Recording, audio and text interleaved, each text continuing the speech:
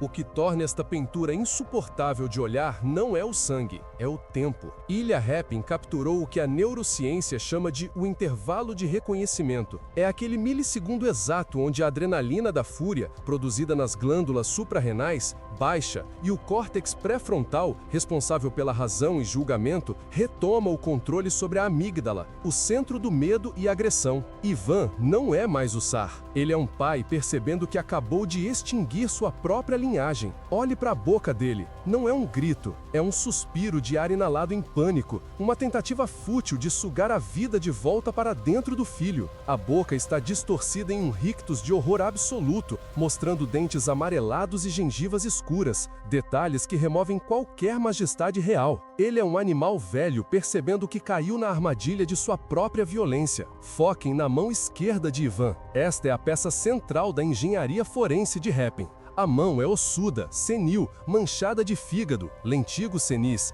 mas está exercendo uma pressão hidráulica desesperada sobre a têmpora esquerda do filho. O que aconteceu aqui? O Tsar golpeou o filho com o pozok, um cetro de ferro pesado com ponta de aço. O impacto causou uma fratura deprimida do osso temporal e, provavelmente, o rompimento da artéria meningea média. O sangue que vemos não é um esguicho arterial pulsante, como seria se a mão não estivesse lá. É um sangue venoso, escuro e espesso que escorre por entre os dedos do pai. A mão de Ivan tenta ser um torniquete humano. Ele está tentando conter a física de fluidos com os dedos. A tensão nos tendões extensores da mão do Tsar revela a força do desespero. Ele acredita, na sua loucura, que se apertar forte o suficiente, pode reverter a morte. Agora, o detalhe que fez o quadro ser vandalizado 2 vezes: os olhos. Aproxime-se. As pupilas de Ivan estão dilatadas ao máximo, midríase simpática, um sinal fisiológico de terror extremo. Mas há uma assimetria perturbadora. O olho esquerdo parece focado no ferimento, analisando o dano biológico. O olho direito parece olhar para o nada, para o abismo do inferno que se abre diante dele. Repin utilizou uma técnica de glazing, camadas finas de tinta translúcida, para dar aos olhos uma umidade vítrea. Eles brilham na penumbra.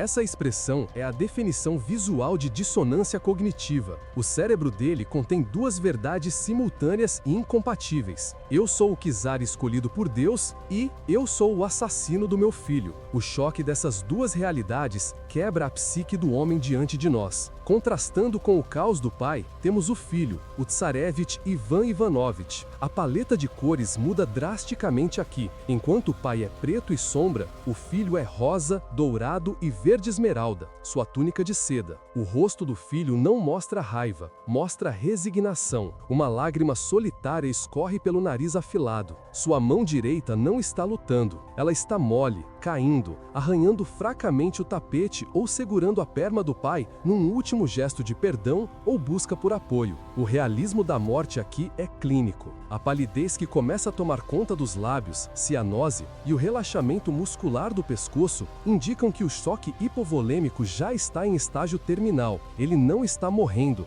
ele já se foi. O pai está abraçando um cadáver que ainda está quente. Repin construiu esta obra sobre uma base cromática opressiva. Quase tudo na metade inferior da tela é vermelho. Temos o vermelho escuro e coagulado do sangue. Temos o vermelho vibrante e padronizado dos tapetes persas, Bokhara. Temos o vermelho do veludo da cadeira derrubada. Essa saturação monocromática cria um efeito claustrofóbico. Não há para onde olhar que não lembre sangue. O vermelho absorve a luz, criando uma atmosfera abafada, quente, quase uterina, mas perversa. É como se o quarto inteiro estivesse sangrando, não apenas o menino. Repin nos tranca dentro de uma caixa craniana inundada de culpa. No canto inferior, quase perdendo o foco, está o instrumento da tragédia, o cetro. Ele repousa no tapete, pesado, frio, metálico.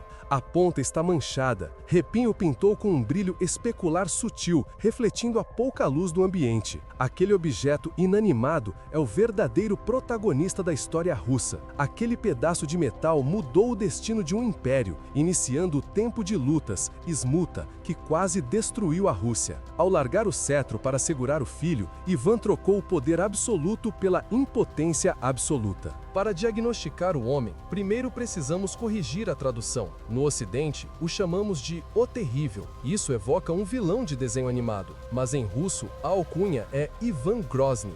Grozny não significa horrível, significa formidável, severo, aquele que inspira temor divino, como uma tempestade elétrica. Ele não era odiado por ser mau, ele era temido por ser uma força da natureza bíblica, mas a tempestade estava quebrada por dentro. O perfil psicológico de Ivan IV Vassilievich é um estudo de caso clássico de psicopatia desenvolvido por trauma infantil severo e abandono. Seu pai morreu quando ele tinha 3 anos. Sua mãe, envenenada, provavelmente por mercúrio, quando ele tinha 8. Ivan cresceu isolado no Kremlin, cercado por boiardos, a nobreza russa, que disputavam o poder. Relatos históricos confirmam que ele foi negligenciado fisicamente, muitas vezes passando fome e vestindo roupas sujas, enquanto os nobres banqueteavam nos salões ao lado. Ele viu assassinatos políticos dentro de seu quarto. Ele aprendeu cedo que a vida humana valia menos que a prata dos ícones. A criminologia moderna utiliza a tríade de MacDonald para identificar sociopatia juvenil.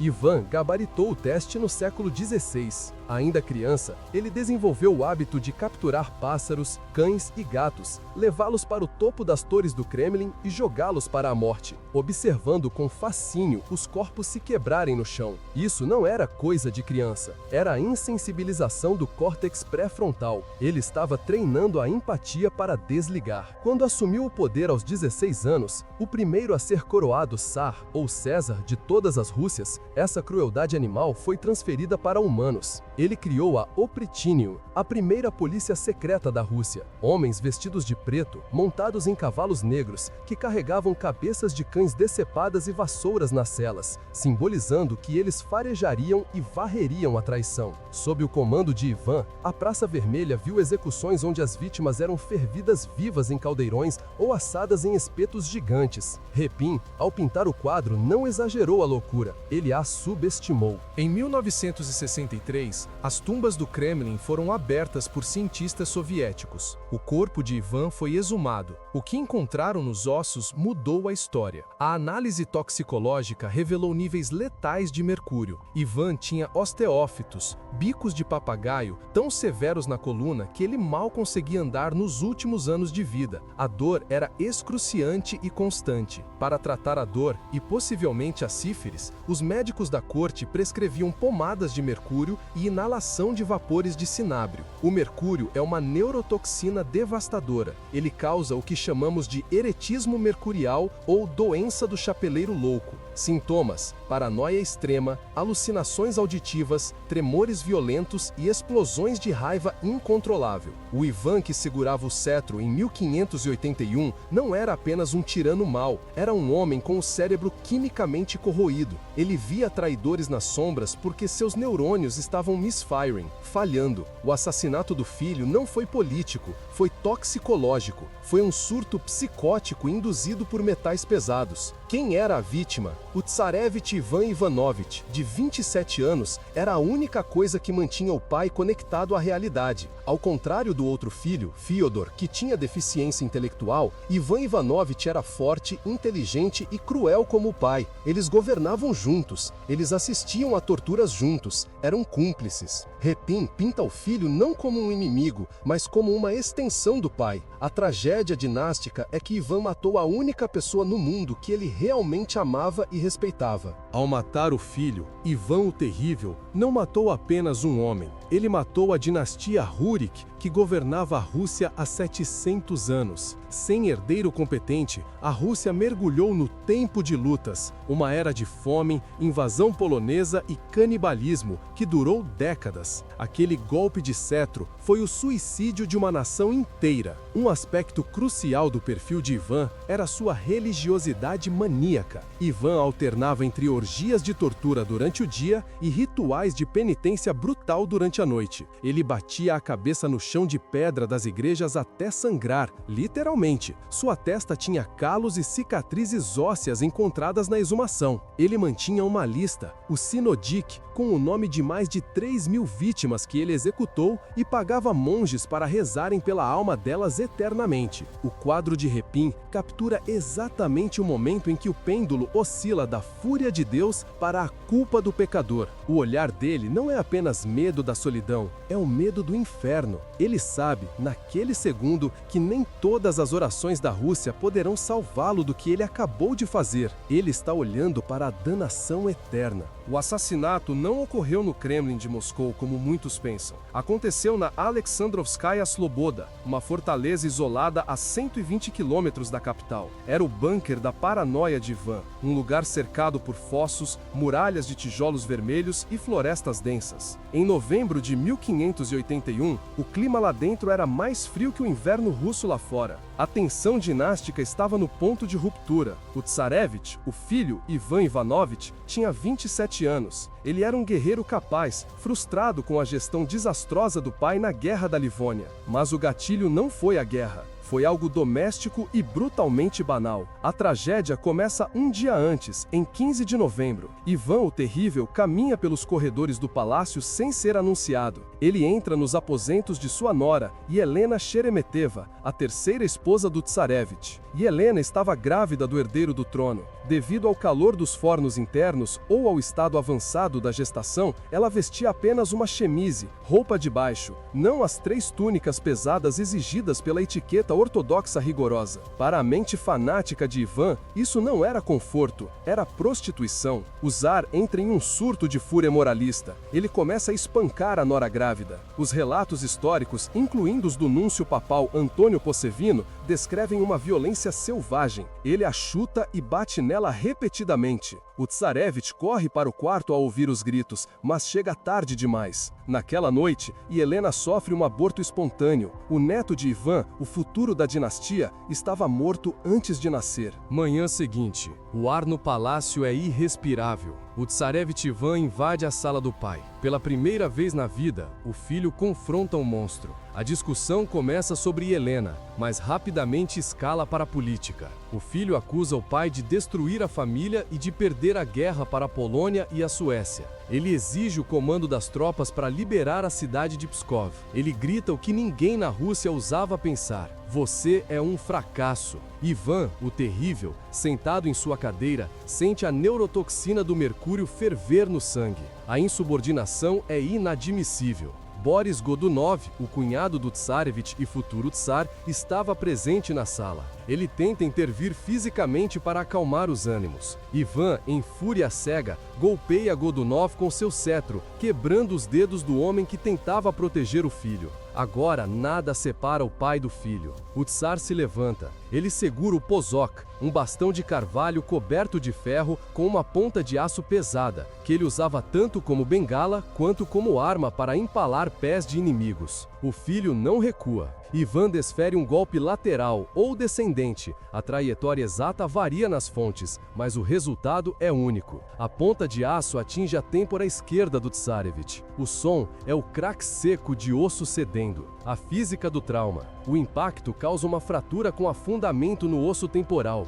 rompendo a artéria meníngea média e causando uma hemorragia epidural maciça. O cérebro do Tsarevich sofre uma concussão severa e imediata. Ele cai, não morto, mas com o sistema nervoso em colapso. É aqui que a pintura de Repin acontece. No momento em que o filho cai, a raiva de Ivan evapora. O córtex pré-frontal retoma o controle. Ele vê o sangue escorrendo pela orelha e pelo rosto do filho. Ivan larga o cetro. Ele se joga no chão. Ele levanta o corpo do filho, sujando-se de sangue real. Ele grita, segundo as crônicas: "Maldito seja eu! Eu matei meu filho! Eu matei meu filho!" Ele beija o rosto do rapaz, tenta estancar o sangue com as próprias mãos, o detalhe anatômico preciso da puntura. Ele grita por médicos, ele grita por Deus, mas um hematoma epidural é uma sentença de morte no século XVI. O Tsarevich não morreu instantaneamente. Ele entrou em coma. Por 3 dias, Ivan o Terrível ficou sentado ao lado da cama, uivando como um animal ferido,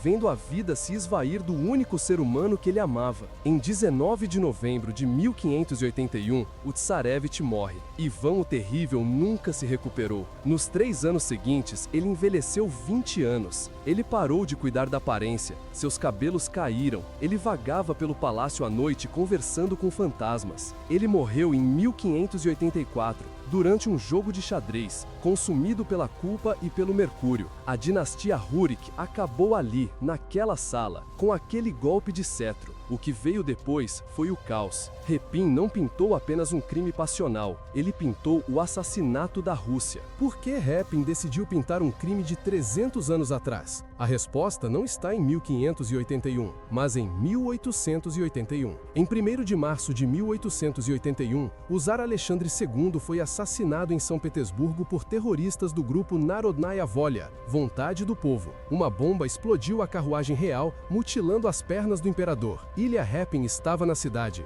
Ele viu a neve manchada de sangue real. Ele sentiu a atmosfera de terror e repressão que se seguiu. Meses depois, Repin viajou para a Europa. Na Espanha, ele assistiu a uma tourada. O espetáculo de sangue, a morte do touro e o êxtase da multidão causaram um curto-circuito em seu cérebro artístico. Ele escreveu em suas memórias: "O sangue, o assassinato e a morte viva exerciam uma atração irresistível sobre mim. Eu queria pintar a dor humana em seu estado mais cru." Ele voltou para a Rússia obcecado. Ele precisava de uma metáfora histórica para falar sobre a violência do presente. Ivan o Terrível matando o filho era a alegoria perfeita para um império que estava devorando sua própria juventude. A autenticidade perturbadora dos rostos na tela não é acidental. Repin realizou um casting forense. Para o pai, Ivan, ele procurou rostos que tivessem a estrutura óssea da tirania e da decadência. Ele usou o pintor Grigori Maya Soidov e um velho desconhecido que encontrou no mercado, misturando os traços para criar o perfil aquilino. Mas o segredo sombrio está no filho. Para o Tsarevich moribundo, Repin escolheu o escritor Vsevolod Garshin.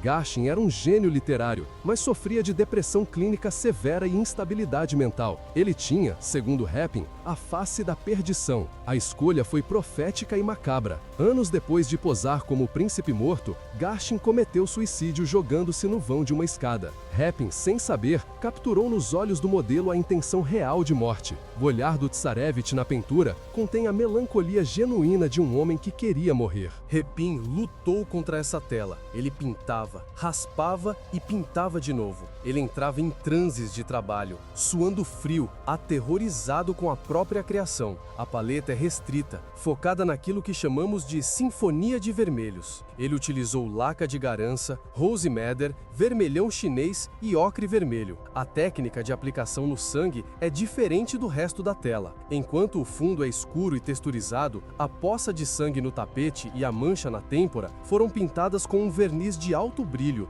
glaze, para que parecessem úmidas e frescas eternamente. A composição é triangular e claustrofóbica. Não há saída visual. As linhas do tapete, o cetro caído e a posição das pernas forçam o olhar do espectador para o centro do abraço. Repin não quer que você olhe para o cenário, ele quer que você olhe para a mão suja de sangue. É uma armadilha visual projetada para causar náusea. Quando a obra foi revelada na 13ª exposição dos Peredvizhniki, Os Itinerantes, em 1885, o efeito foi de histeria coletiva. As pessoas choravam na frente do quadro, algumas desmaiavam. O realismo era agressivo demais para a sensibilidade vitoriana da época. Mas o verdadeiro problema era político. Konstantin Pobedonostev, o ultraconservador procurador do Santo Sínodo e conselheiro do czar, viu a obra e ficou horrorizado. Ele escreveu ao czar Alexandre III: "Esta pintura é repugnante, anti-histórica e perigosa. Ela mostra o czar não como um enviado de Deus, mas como uma besta patética." Alexandre III concordou. Pela primeira vez na história da Rússia, uma pintura foi censurada por decreto imperial. O quadro foi proibido de ser exibido publicamente. Pavel Tretiakov,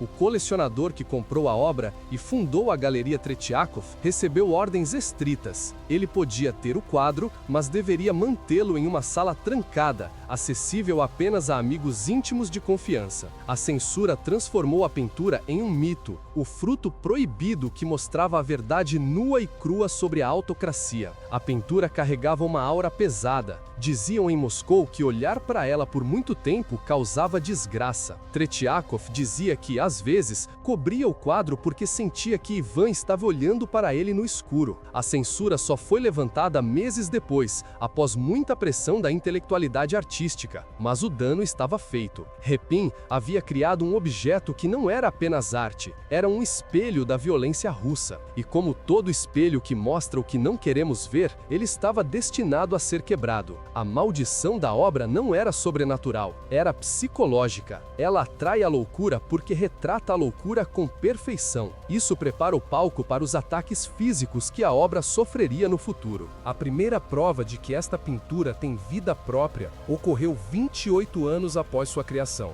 Abram Balashov, um pintor de ícones de 29 anos e membro da seita dos velhos crentes, entrou na Galeria Tretiakov. Ele ficou parado diante da obra por horas, murmurando, tremendo, num estado de transe religioso. De repente, ele sacou uma faca de jardineiro que estava escondida em sua bota, gritando a plenos pulmões: "Chega de sangue! Chega de sangue!" Ele pulou a barreira de proteção. Ele desferiu 3 golpes verticais brutais. As facadas não foram aleatórias, elas visaram os rostos. Ele cortou a testa do Tsar e o olho do filho moribundo. Balashov não estava vandalizando um objeto, ele estava tentando matar o monstro. Na cabeça dele, Ivan o Terrível ainda estava vivo naquela tela, sofrendo, e precisava ser parado. A tragédia se aprofundou. O curador-chefe da Galeria Tretiakov, Yegor Kruzlov, ao saber que a obra-prima sob sua guarda havia sido destruída, não suportou a culpa. Ele caminhou até uma estação ferroviária e se jogou na frente de um trem em movimento.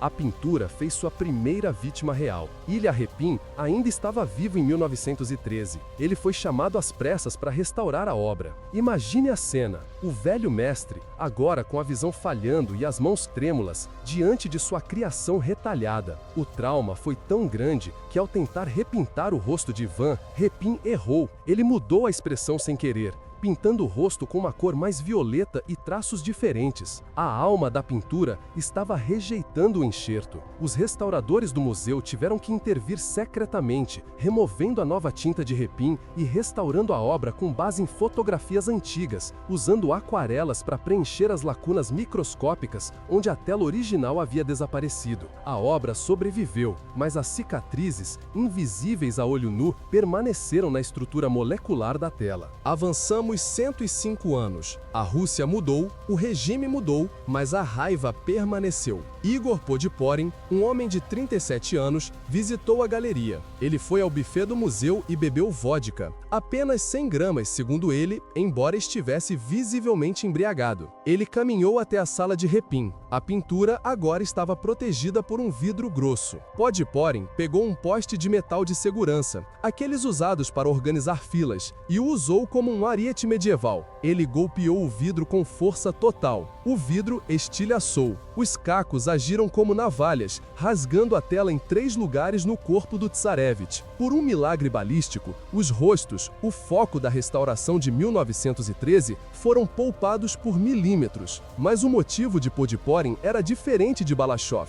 Não foi loucura religiosa, foi política moderna. No interrogatório policial, Podporin disse: "A pintura é uma mentira. Ivan o Terrível nunca matou o filho. Isso é propaganda ocidental para difamar nossos tsares santos. Aqui reside o perigo atual da obra." Na Rússia contemporânea, existe um movimento nacionalista forte para reabilitar a imagem de Ivan o Terrível, transformando-o de tirano louco em gestor forte. A pintura de Repin é um obstáculo para essa nova narrativa. Ela lembra ao mundo que o poder absoluto sempre acaba em sangue. Podporin tentou assassinar a verdade histórica. Hoje, se você for a Moscou, provavelmente não verá a pintura. Após o ataque de 2018, ela foi removida para uma sala de restauração de alta segurança. Os danos foram catastróficos. A tela, enfraquecida pelo tempo e pela cola de 1913, quase se desintegrou. O museu encomendou uma cápsula de proteção especial, feita com vidro aeroespacial à prova de balas e não reflexivo. Quando a obra retornar, ela estará dentro de um sarcófago transparente. Ela é a única pintura na Rússia que é tratada como um prisioneiro de segurança máxima. Isso levanta a questão filosófica final: por que temos tanto medo desta imagem? A resposta está nos neurônios espelho. Quando olhamos para o rosto de Ivan, não vemos um tsar do século XVI. Vemos o nosso próprio potencial para o erro irreversível. Todos nós temos o medo primitivo de ferir quem amamos num momento de raiva. Repin materializou o pesadelo universal do arrependimento. O terror não é o que ele fez. O terror é perceber que não pode ser desfeito. A história da Rússia é cíclica. Tzares, secretários-gerais, presidentes. O poder se concentra, o sangue derrama e depois vem o arrependimento ou o esquecimento. Ivan, o Terrível, e seu filho é a Pietá russa, mas em vez de uma mãe segurando o filho sacrificado por Deus, é um pai sacrificado pelo ego. Enquanto essa pintura existir, ela servirá como um alerta de emergência gritando na parede. É por isso que as pessoas a atacam. Elas querem quebrar o alarme de incêndio para não terem que lidar com o fogo. Mas a tinta já secou, o sangue no tapete é eterno, e Ivan continuará gritando naquele quarto silencioso até o fim dos tempos. Se você teve estômago para encarar o olhar de Ivan até aqui, você entende que a arte não é sobre beleza, é sobre verdade, e a verdade sangra. Se você teve estômago para encarar o olhar de Ivan até aqui, você entende que a arte não é sobre beleza, é sobre verdade, e a verdade sangra. Inscreva-se e ative o sino. Não desvie o olhar. Até a próxima autópsia.